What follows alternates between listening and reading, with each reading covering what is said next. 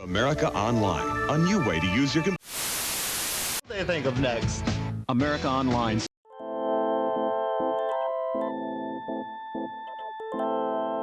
Let's talk about AOL. I was sitting here trying to think about how exactly to put into words what I want this video to be. It's hard to imagine the way I felt back then today because things are just so different. But there was a time where I was so excited to get online and just talk to people, see what they had to say and see where they lived and see what was going on over there. It's inconceivable in today's world where everyone is just trying to get more unplugged from the internet. But at the time, it was really something.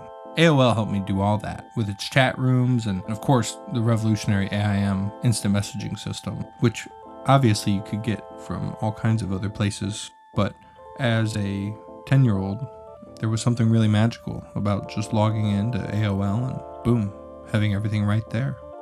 Today, I just want to talk about some of the things that I feel made AOL and AIM special.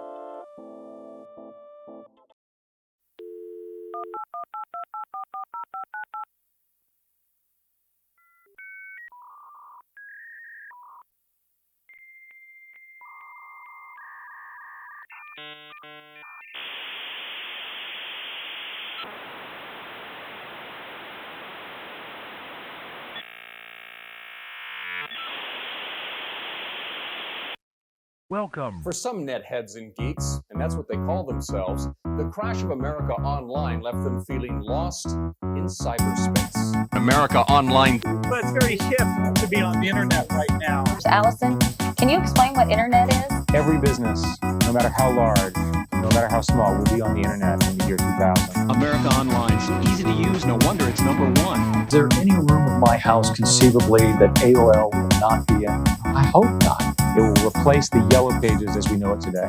I'm not really aiming to rehash the history or the timeline of AOL. I'm really just trying to focus on the parts that left an impression on me and the things that just made me feel good. AOL really aimed to offer the user a one-stop shop experience with their client homepage. As soon as you opened it up, you were immediately met with everything you could really need to work on the internet. You had your email, you had weather, stocks, news, kid-friendly content, chat rooms.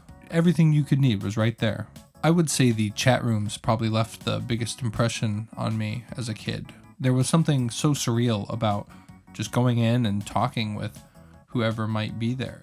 It did a lot to make these places feel like something other than a place I've read about in a book. It added a level of reality to these people and the rest of the world that I just couldn't get in my small Ohio town. It really made the world feel big, and it made it feel like we were all connected at the same time, because here I am, just sitting in my living room, chatting away with these people in Zimbabwe or wherever they may be that day. It did a lot to open my mind and to consider that the world is a much bigger place than what I could see from my porch. Like much of the early internet, AOL chat rooms really felt like the Wild West at the time. There were general categories you were supposed to stay within while chatting, but moderation was limited, and they likely didn't foresee the popularity of the system. No matter which room you were in, you could bet that you would find plenty of people talking about sex or cybering with each other.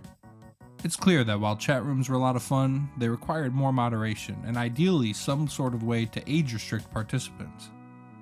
AOL was notorious for their aggressive marketing campaigns, most famously mailing out millions of CDs featuring a free trial of their services to every household they could get away with in America. When AOL began printing these CDs for their 4.0 version release, they were using the entire world's capability to print CDs for several weeks. These came in all sorts of styles and colors, usually offered some range from as low as 10 free hours to thousands of free hours or months of free service to try to get people on the hook. And I mean, it worked, it was very popular. With the low barrier of entry, basically just needing a phone line, which almost everyone had, and all the hubbub at the time about internet, it was pretty easy to see why it would work. You really just needed to get it into somebody's hands, and they would immediately see, oh, I like this.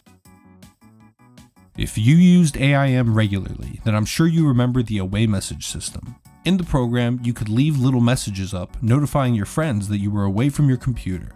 Or in most of my friends' cases, trying to notify a specific person of a specific thing like passive-aggressive song lyrics because you noticed you dropped down your friend's top 8 on MySpace. These away messages were a lot of fun and gave things a little more flair than the small yellow dot that signifies away. AIM had a lot of fun ways to express yourself. It all started with the username. If you were young like me when AIM exploded, I'm sure you understand when I tell you that you absolutely could not waterboard my cringy usernames out of me. You could throw me in a medieval torture rack, and I'd still tell you it's not going to happen. A lot of my friends had multiple accounts with different names that they could get on depending on how they felt that day. Usernames used to be less formal and were taken less seriously than they are now. People weren't so wise to the fact that some of them may follow you forever. AIM popped up at the perfect time and filled a gap in many people's lives. With standard cell phone plans severely restricting the use of text messaging and daytime talking hours, people, especially kids, were looking for a more relaxed and affordable way to get that instant messaging fix that texting allowed. Email already felt pretty revolutionary, but having the ability to just sit in front of the computer and instantly connect with friends and family really felt like something else at the time. Bolstered by AOL's massive popularity, it truly felt like everyone was on AIM. From my best friend to my dad, I had instant access to people in ways that were very unfamiliar at the time. Of course, now, we live in an always online hellscape where you can never really escape the social pressure created by instant messaging, but it really did used to be something we looked forward to. Instant messaging felt satisfying, and it used to be a lot more rare. When my friends and I were younger, we used to play RuneScape, and at least half of it was driven by our use of it as a communication tool through its in-game chat messaging system. When texts cost 10 cents each, it seems like a great idea to find any other option you can. One of the most memorable parts of AIM to me was the buddy icon.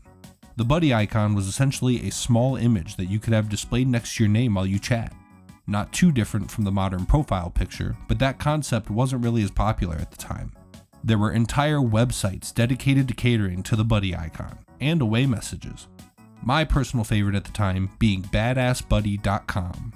AIM allowed small animated GIFs, so naturally there were many small animations available. There were several large niches when it came to buddy icons, but the two most memorable icons to me looked like this and this. They were called buddies and dolls. It was such a popular idea that many different brands released their own icon packs, which were just small images basically purpose-made to be used as your buddy icon on AIM. My buddies and I always had fun trying to find the stupidest or funniest icons to try to surprise each other with. Profile pictures have become commonplace and feel more obligatory than something you actually use for expression. AIM provided my friends and myself a way to communicate unlike anything we'd ever seen before. And for that, I will always look back on it fondly. From the sound effects to the design, it truly was a product of its time. It all seems so rudimentary and obvious now, but it's hard to overstate just how life-changing this felt at the time. AIM was the kind of thing I'd leave logged on all day, and I'd listen closely for the familiar notification sounds to check if my friend or crush had gotten online yet. Just as quickly as it cemented itself in my life, it found its way out as my friends and I all moved on to other more expansive platforms like MySpace and Facebook. But for a time, AIM was everything. As a kid who didn't understand how any of this worked, AOL was the internet to me. I would get home from school excited to access the internet and see what kind of games I'd find. Web pages weren't covered with ads, and it felt like more things were made out of passion rather than for business. In that way, AOL represents a cleaner, more pure version of the internet than what we have today to me. The internet was taking over the world, and AOL came in like a tidal wave across all of America. Internet access has become so mandatory for modern day living that it seems unimaginable that there was a time they needed to advertise it at all. But with their CDs and commercials, their aggressive marketing was nearly unavoidable as an American at the time. As one of the biggest providers of internet access during a pivotal moment in the internet's growth, I'd wager AOL deserves some credit as one of the reasons I'm able to upload this video today. Thank you for watching.